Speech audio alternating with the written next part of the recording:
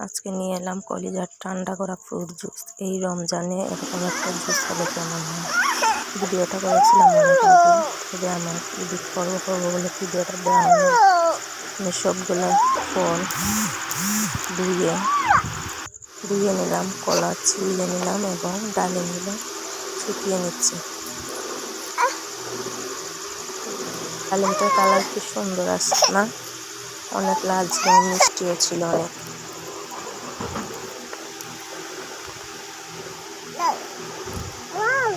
ডালিমটা কিন্তু আমার হাজব্যান্ড ছিলে দিচ্ছিলেন, বুঝতে পারছেন?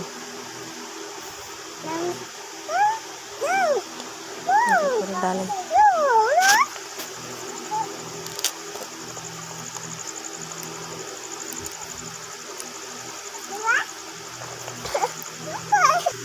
দেখুন এখন কি সুন্দর ডালিমের কালার। দেখেন ডালিম চিলারের দিকে আমি এই যে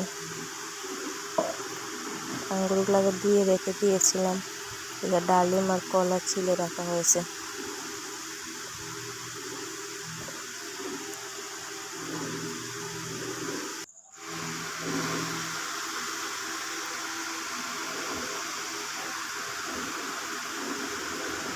এখন আমি সব কিছু রেডি করে ফেলছি, এখন ব্লেন্ডারে দিয়ে এগুলা পেস্ট করে নিব।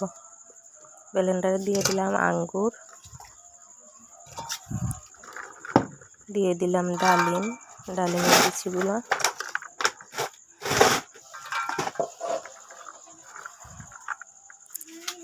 এদিকে দিয়ে দিলাম কলা।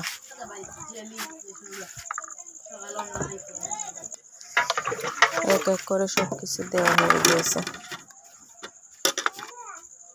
এদিকে এখন দিয়ে দিব চিনি পরিমাপে, যার যতটুকু লবণ দিয়ে দিলাম। তারপর দিয়ে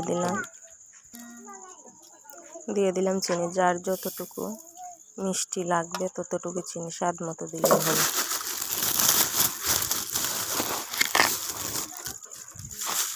যারা অনেক মিষ্টি খেতে পছন্দ করেন তারা চিনি দিবেন একটু বাড়ি, আর যারা কম পছন্দ করেন কম দিবেন। তারপর এখন দিয়ে দিচ্ছি দুধ ঢেলে।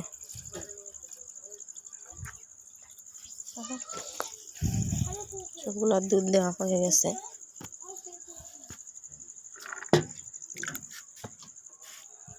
ডালিমে বেশি কিছু ছিল, এগুলো দিয়ে ঢাকনাতে দিয়ে ডেকে নিলাম। এখন ব্লেন্ড করে নেব।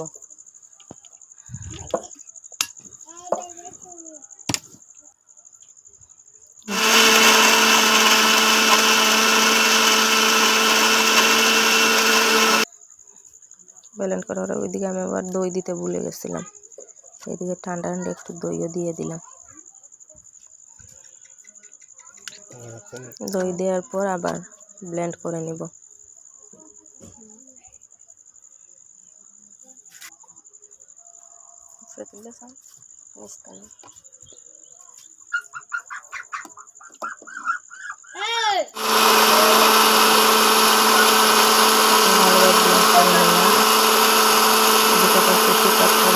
গুঁড়ো দুধ দিয়ে দিলাম যাতে স্বাদটা বাড়ে।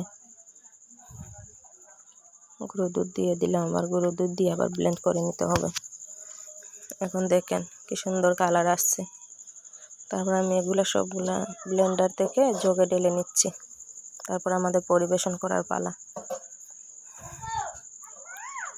গ্লাসের মধ্যে ডালিম দিয়ে দিলাম, ডালিমের বিচি দিয়ে দিলাম, ওদিকে আবার বরফ ঢেলে দিয়েছিলাম।